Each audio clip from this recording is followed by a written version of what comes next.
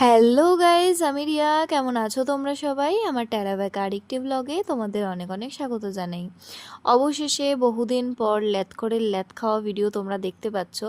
প্রথমেই পরিচয় করিয়ে দিই, যে শাড়ি পরেছিল সেটা আমার বৌদি, যে পরে হাই করলো সেটা আমার দিদি, আর এটা হচ্ছে আমাদের পুচকু, আর যে হাই করলো সায়ন্তনী, আর লাস্টে ছিল ছোটো বুনো।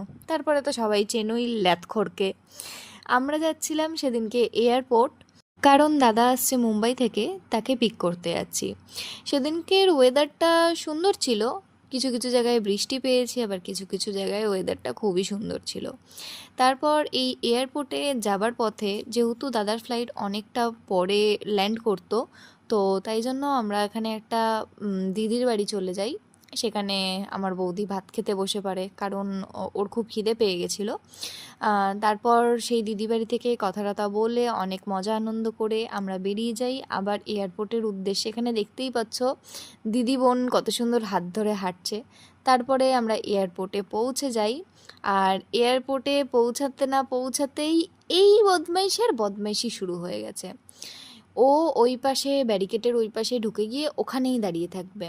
তারপর ওকে ওখান থেকে অনেক কষ্টে বার করে আমরা আরেকটু আগিয়ে যাই।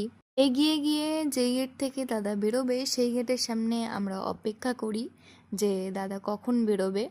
আর সোনামা সবাইকে হাই করলো। তারপরে আমাদের অপেক্ষার পালা শেষ হয় আর দাদাও বেরিয়ে আসে। তারপরে দাদার কাছে একটা সারপ্রাইজ ছিল, মাম্মাম। ও গেছিল, দাদা সেটা জানতো না। তারপর এয়ারপোর্ট থেকে বেরিয়ে আমরা পার্কিংয়ের উদ্দেশ্যে যেতে থাকি।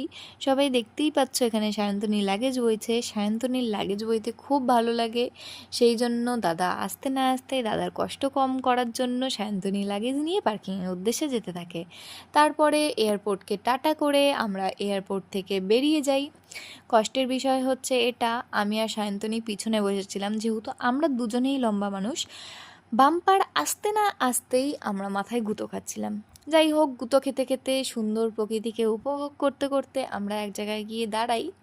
একটা দাদা ছিলেন, উনি এখানে নেমে যেতেন, তাই জন্য আমরা এখানে দাঁড়িয়েছিলাম কিছুক্ষণের জন্য।